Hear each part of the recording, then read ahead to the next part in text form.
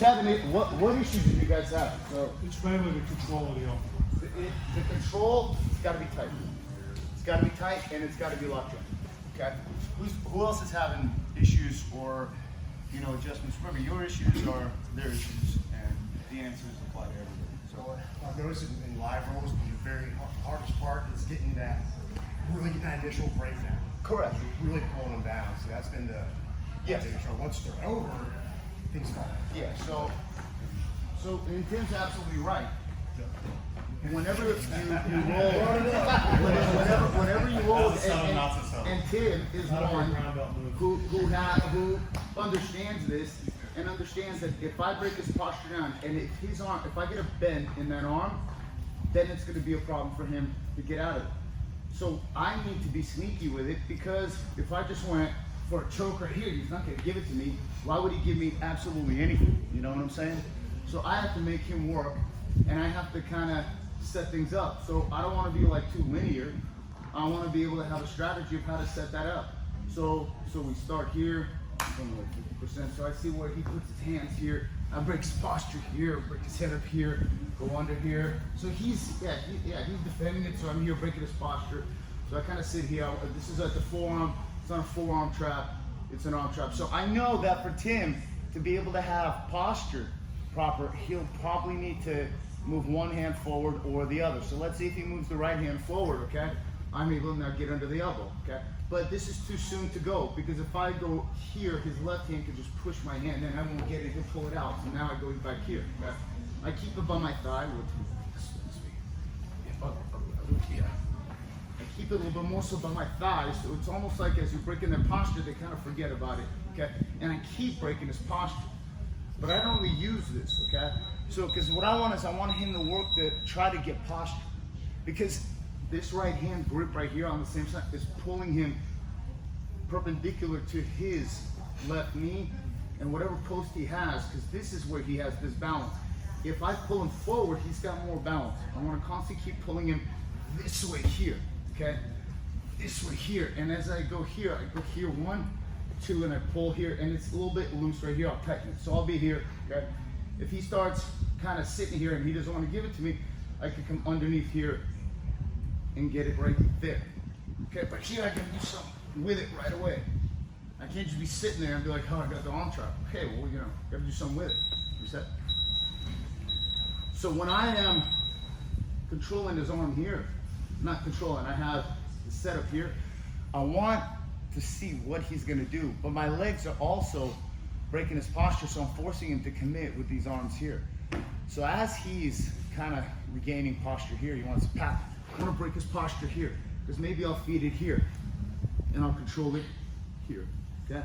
Maybe he'll begin to push my arm off his head with his left arm, and then I'll get here.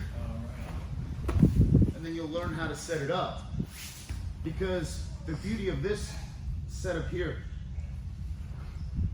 shoulder trap, he lifts his head, arm trap, he unloops his posture, warm hat, whether I just go for conventional here or his lapels are a little shorter, so it's not, no, if you get more of a wrap, then yeah.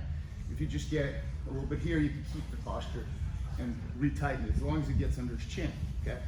So now, look at the concept here. If I get it here and I go, and he keeps, the reason why, okay, so I created the deadbolt because I noticed that you guys started grabbing my collar here, okay? So he grabs the collar, right? And what happens, I used to do this. It's for here, and I used to grab the wrist. But see, I can't grab the wrist.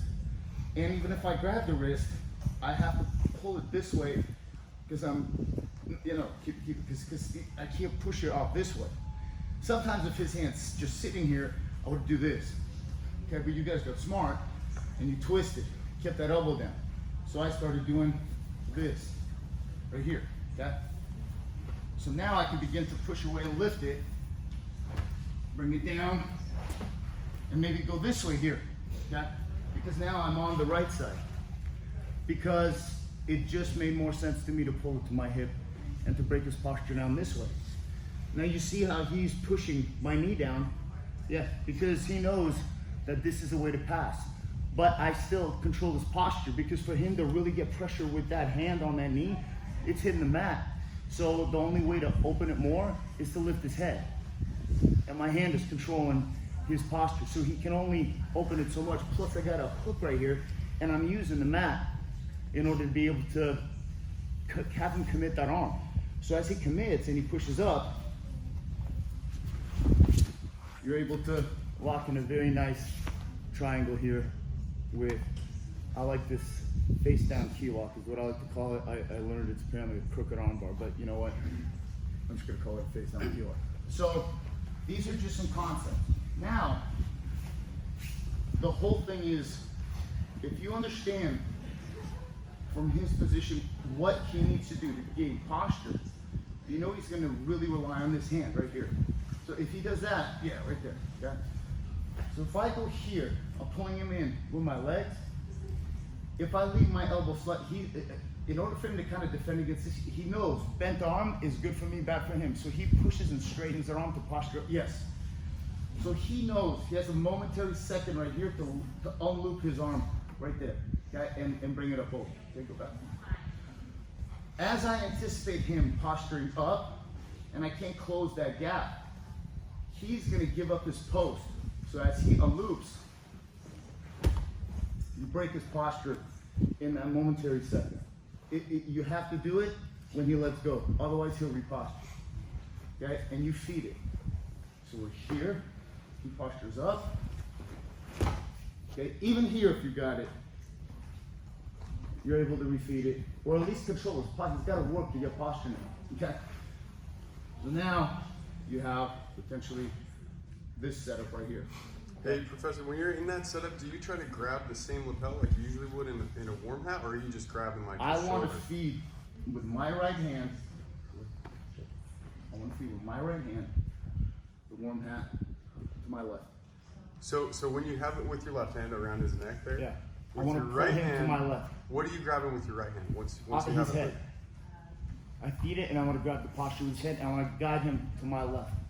I mean like for the submission. So like Correct. Yeah. Okay, so right here, yes, right here, he loops it. I bring it up here and then here.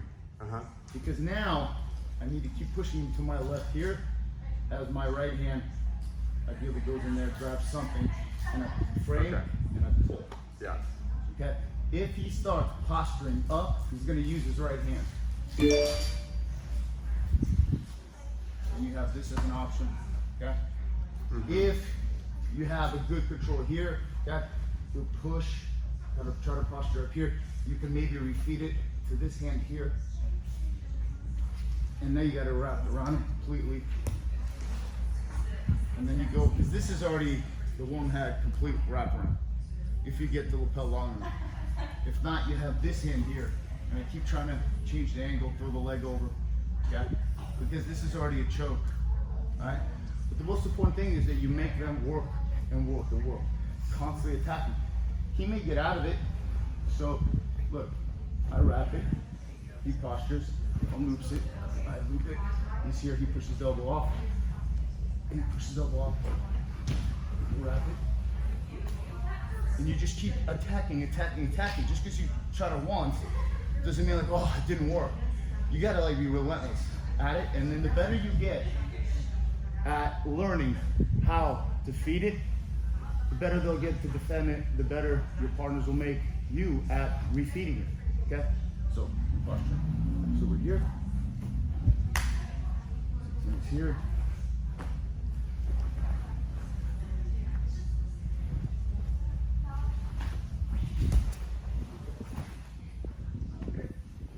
And then you'll understand which way because I felt him tilting to my left, so I'll go for the arm lock. If I feel him going tilting to my right, then I can essentially begin to go for neck traps and go to his back. See, and it's all hip movement. You just have to learn how to properly control the arm because that right arm is vital for him to stay postured.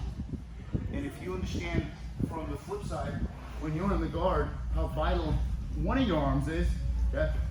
And the nice thing about this one is, if he wants to switch arms,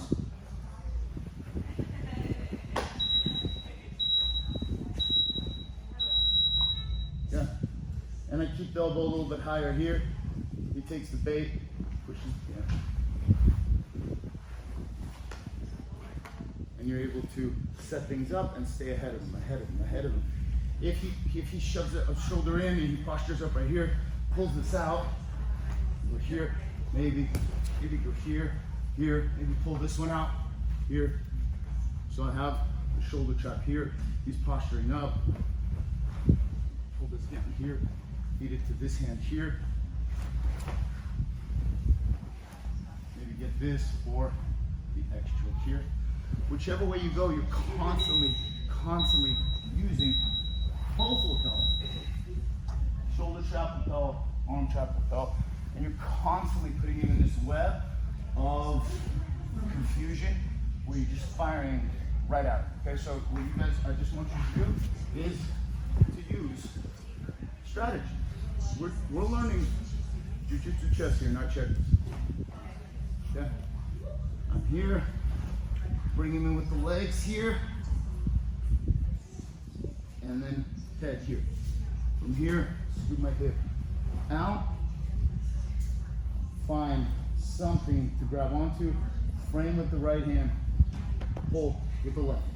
You're not pushing with the right, you're framing, and then your hips move away that left hand, just as I taught you guys warm half from any position. Okay. So we're here. Break his posture this way here. Come on. There's another one we had. You saw that side.